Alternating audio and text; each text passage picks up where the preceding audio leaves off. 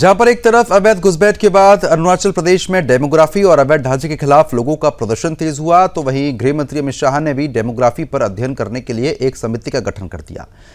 प्रधानमंत्री नरेंद्र मोदी ने 2025 में लालकोट की प्राचीर से डेमोग्राफी मिशन की घोषणा की थी, जिसके बाद यह कदम उठाया गया था। लेकिन उससे कहीं पहले हम यानी कि सुदर्शन न्यूज अवैध घुसपैठ और डेमोग्राफी का मुद्दा उठाकर जनता और सरकार को जागरूक कर चुके थे।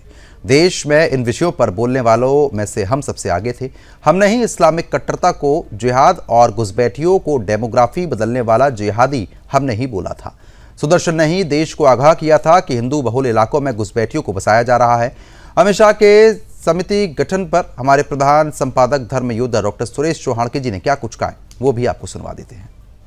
आज ये न्यूज़ आपको इसलिए दिखा रहा हूं क्योंकि पिछले 23 वर्षों से सुदर्शन न्यूज़ ने इस जनसंख्या का विस्फोट और हिंदू मुसलमान जनसंख्या के असंतुलन को लेकर बहुत काम किया।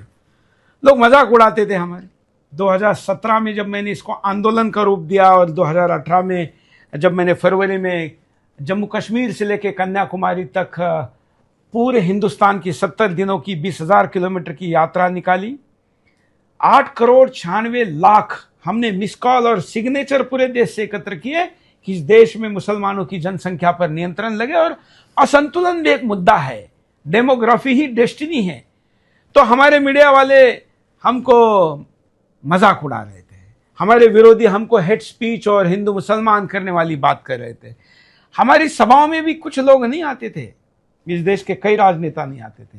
जब मेरी हजारों सभा देश भर में हुई इस यात्रा के दरमियान, मुझे याद है रामलीला मैदान पर मैंने ये सांगता की थी इस भारत बचाओ यात्रा की। हर जगह मैं शपथ लेता था, ये रामलीला मैदान पर एक भी गाड़ी लगाए बगैर हमारी सभा में हजारों लोग आए थे। और रामलीला मैदान पर ये हमने संकल्प लिया था। 22 अप्रैल 2018 का ये वीडियो है। मैं इसलिए नहीं कह रहा हूं कि हमने पराक्रम किया है और हमको शाबाशी दो, कोई बख्शीश दो, बिल्कुल नहीं। इसके लिए तो हम काम नहीं करते। दो चीज़ों के लिए कह रहा हूं। पहले, विश्वास करो कि सुदर्शन जो कह रहा है वो राष्ट्र हित में है, हमारा व्यक्तिगत इसमें कुछ नहीं है। हाँ, हमें थोड़ा दूर का दिखाई देता है, इसलिए कुछ लोगों को जब नहीं दिखाई देता तो उनको लगता है कि ये झूठ है या गलत है, प्रोपेगेंडा है, लेकिन ऐसा नहीं है। आज मैं गृह मंत्री अमित शाह जी का धन्यवाद करता हूं कि उन्होंने डेमोग्राफी मिशन की नियुक्ति की। हालांकि ये केवल अभी सीमावर्ती क्षेत्र में है। मैं कहता हूं कि सीमा से भी खतरनाक स्थिति देश के अंदर है, राष्ट्रीय राजधानी में है, राष्ट्र की आर्थिक राजधानी में है, सभी जगह पर है। कोई ऐसा क्षेत्र नहीं बचा है जहाँ पर वायलेशन नहीं है। इसलिए दो कारण, पहला तो विश्वास करिए हम पर, आने वाले दिनों में हम इससे भी खतरनाक मुद्दे उठाने वाले हैं जो हमारे अस्तित्व के लिए आवश्यक है। दूसरा, आप बोलते रहिए, बोलने से होता है। जब हम बोल रहे थे तो लोग नहीं मान रहे थे, लेकिन हर व्यक्ति, विचार संस्था या आंदोलन की 3 अवस्थाएं होती है: इग्नोरेंस, विरोध और स्वीकारोक्ति। आज हमारे मुद्दों की स्वीकारोक्ति हुई है, लेकिन हम नजरअंदाज होने, इग्नोरेंस से भी गुजर चुके हैं, विरोध से भी गुजर चुके हैं। 1832 से ज्यादा मुकदमे मेरे ऊपर केवल इसीलिए लादे गए कि मैं डेमोग्राफी की बात करता था, हिंदुस्तान का पाकिस्तान होने की बात करता था। मित्रों, मैं आज थोड़ा भावविवश हूं, लेकिन बड़े मजबूत इरादे के साथ कि इस आंदोलन को आगे बढ़ाएंगे। जितनी साथ आपने दी, विश्व के किसी टीवी चैनल ने आज तक 8,96,00,000 सिग्नेचर और मिस कॉल एकत्र नहीं किए हैं, हमने किए हैं, आपने इस करवाए हैं। सुदर्शन केवल चैनल ने एक आंदोलन है और यह अंतिम आशा है, क्योंकि हम सत्ता के साथ, बाजार के साथ, प्रभाव के साथ बदलते नहीं हैं। यही हमारी शक्ति है और यही हमारी कमजोरी बनाने का प्रयास कुछ लोग करते हैं। कोई बात नहीं, बड़ा आनंद का विषय है और इसलिए मैं प्रधानमंत्री नरेंद्र मोदी जी और अमित शाह जी का धन्यवाद व्यक्त करता हूं कि उन्होंने इस असंतुलन को मुद्दा माना और ये बात आगे की।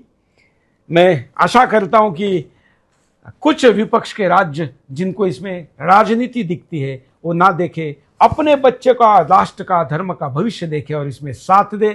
ये तो शुरुआत है, क्योंकि अब तक तो मांग थी। अब इस शुरुआत को वास्तविकता जमीन पर उतार कर हिंदुस्तान का पाकिस्तान न बनने देने का मिशन आगे बढ़ाना है। हमारे पुराने कार्यक्रम, कंटेंट और जानकारी के लिए हमारे 2 हैशटैग है: जनसंख्या नियंत्रण कानून, जनसंख्या असंतुलन, और तीसरा है भारत बचाओ यात्रा। इनके हैशटैग पर जाकर आपको सारे सोशल मीडिया पर कंटेंट मिलेगा, हजारों घंटे का कंटेंट है, ये आपके रिसर्च में काम आएगा। आज का वीडियो इसीलिए, जिन्होंने मदद की उनका धन्यवाद व्यक्त करने के लिए, जिन्होंने विरोध किया उनका कोई राग द्वेष नहीं है, उनको भी अपील है कि वो हमारे साथ जुड़ जाए। अब तो सब समझ चुके हैं, और जो अभी भी न्यूट्रल है उनको भी ये कहता हूं कि आइए साथ दीजिए। इतिहास ने इस पीढ़ी को अवसर दिया है, ये पीढ़ी अगर कुछ कर सकी तो ही हम बचेंगे, अन्यथा हम भी ईरान, पाकिस्तान, बांग्लादेश, अफगानिस्तान जैसे अतीत और इस्लामी बन जाएंगे, और नहीं बनने देंगे, ये विश्वास है। और इसलिए प्राण प्राणा पर लगाकर संघर्ष कर रहे हैं। साथ देने वालों का धन्यवाद, और बाकी सभी को निमंत्रण, आने वालों